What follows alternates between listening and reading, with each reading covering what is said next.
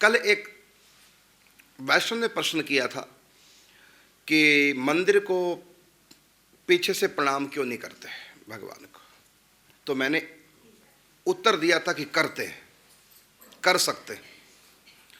और ये कार्यक्रम कल लोगों ने टीवी में सुना तो किसी ने प्रश्न कर दिया किसी और प्रवक्ता का नाम लेकर के कि देखो वो तो कहते हैं मंदिर में पीछे प्रणाम नहीं करना चाहिए, ढोंग है, ये तो बहुत बड़ी गलती है, ऐसा नहीं करना चाहिए, मंदिर में पीछे प्रणाम नहीं करना चाहिए, गलत करते हैं जो लोग करते हैं। ऐसा उन्होंने वीडियो क्लिप भी भेजी किसी प्रवक्ता की और वो मुझको गुड़िया ने सुनाई। तो क्योंकि मैं बिना प्रमाण के कोई बात करता नहीं और उन्होंने हवाला दिया अपनी बात का कि देखो गर्ग संहिता में पद्म पुराण में भगवान लक्ष्मी से कहते हैं कि मेरी पीठ के पीछे अधर्म का निवास है। ये तो शास्त्रों में लिखा हुआ है कि भगवान की पीठ पर अधर्म का निवास है, लेकिन ये कहाँ लिखा कि पीठ से प्रणाम नहीं करते? ये तो किसी ग्रंथ में नहीं लिखा। फिर भी मैं उस सज्जन महापुरुष को प्रणाम पूर्वक कहना चाहूँगा कि आप वो श्लोक हमको दिखा दो जिसमें लिखा हुआ है कि भगवान को पीछे से प्रणाम नहीं करते, मंदिर में पीछे से प्रणाम नहीं करते, ये आप कहीं बता दो। और पीठ पीछे से भी हम भगवान को पीठ की तरफ से भी प्रणाम कर सकते हैं, प्रमाण हमारे पास कोई और ग्रंथ निकल ही। मैंने हवाला दिया था गीता जी का, फिर भी शायद सज्जन को समझ में नहीं आया, इसलिए मैंने आज गीता मंगा ली और स्वयं पढ़ के सुनाऊंगा कि पीठ के पीछे से भी भगवान को प्रणाम करना चाहिए। इसलिए हमारे यहाँ मंदिरों में जब परिक्रमा करते हैं तो पीछे की तरफ से भगवान को प्रणाम करते हैं। हमारे ब्रज में तो ऐसा है कि पीछे बल्कि गोबर से स्वस्ति का चिन्ह बनाया जाता है और प्रणाम करते हैं। बिहार जी के मंदिर में देखो, प्रसिद्ध मंदिर है सनातन धर्म का, श्री कृष्ण भक्तों के लिए, वैष्णव के लिए, बांके बिहारी का मंदिर, उसमें सब पीछे से प्रणाम करते हैं और करना चाहिए। गीता इसका प्रमाण है। उन्होंने प्रमाण दे तो दिया कह करके, उसमें लिखा गर्ग संहिता में पद्म पुराण में, लेकिन ये तो नहीं उन्होंने प्रमाण दिया कि प्रणाम नहीं करना चाहिए। वो तो अधर्म है पीठ पे, ये तो शास्त्र कहता है, लेकिन प्रणाम नहीं करना चाहिए इसके लिए शास्त्र ने मना नहीं किया, बल्कि शास्त्र आज्ञा देता है कि भगवान के मंदिर में पीछे से भी प्रणाम करना चाहिए। और ये करते आए हैं सदा से, ऋषि मुनियों को देना है। अब मैंने मंगाई है गीता, ये गीता प्रेस गोरखपुर की गीता है, प्रमाणिक, और इसमें 11 नंबर अध्याय श्लोक नंबर 40 मैं आपको प्रमाण दे रहा हूं। प्रमाण है अध्याय 11 श्लोक नंबर 40। सबके पास घरों में गीता होती है, आप वहीं जाके पढ़ लेना, मैं एक बार पढ़ के बता देता हूं।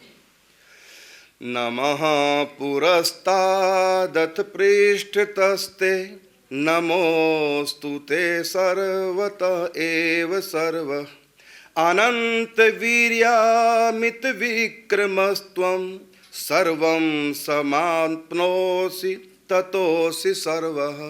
अब इसका अर्थ मैं कर रहा हूं।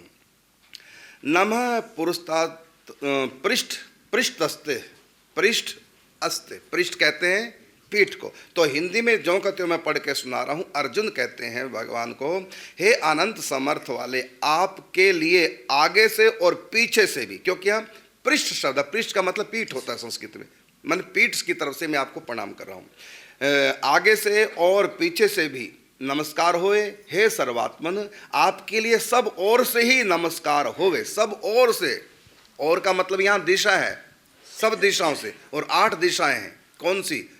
चारों दिशा, उत्तर दक्षिण पूर्व पश्चिम, और चारों कॉर्नर 8 दिशाओं से। तो और यहाँ सब दिशाओं का मतलब ऊपर नीचे 10 दिशा, 10 दिक्पाल होते हैं। तो 10 तरफ से, ऊपर से भी, नीचे से भी, आगे से पीछे से, दाएं से बाएं से, और चारों कोनों से, इस प्रकार 10 दिशाओं से, मतलब सब ओर से आपको नमस्कार है। तो एक बार फिर मैं दोबारा पढ़ता हूं। आगे, हे अनंत समर्थ वाले, आपके लिए आगे से और पीछे से भी नमस्कार होवे। हे सर्वात्मन, आपके लिए सब ओर से ही नमस्कार होवे।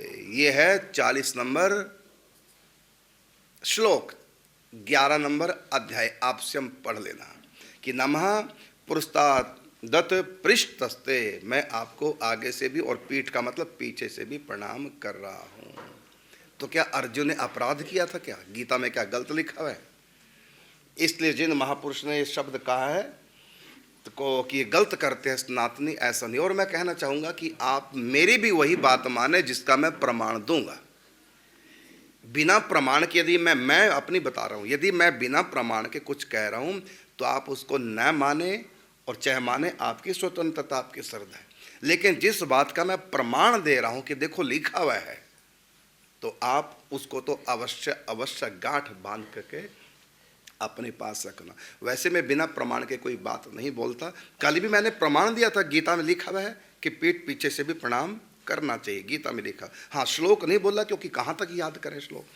तो आज उसका जय कृष्ण ने प्रतिक्रिया दी है और मेरे पास फिर मैसेज आया, इसलिए मुझको प्रमाण देना पड़ा कि देखो मैंने आपको पढ़ के बता दिया, भगवान को पृष्ठ से मतलब पीछे से भी प्रणाम करना चाहिए। और ये अनादि हमारी परंपरा रही, इसलिए हम मंदिर में परिक्रमा करते हैं। और परिक्रमा का मतलब ही है चारों ओर से प्रणाम करना भगवान को, चारों ओर से दर्शन करना। तो और दंडवती प्रणाम भी करते हैं, मंदिर की चारों तरफ से दंडवत प्रणाम करते हैं। गिरिराज की परिक्रमा चारों तरफ से दंडवत प्रणाम करते हैं, ये नहीं केवल मुखारविंद को ही प्रणाम करेंगे, चारों तरफ से गिरिराज को दंडवत प्रणाम करते हैं। मंदिर को भी हम हाथ जोड़ के परिक्रमा करते हैं, चारों तरफ से प्रणाम करते हैं, दंडवत करते हैं। दंडवत करते हुए हम परिक्रमा करते हैं, तो भगवान को सब ओर से प्रणाम करना चाहिए।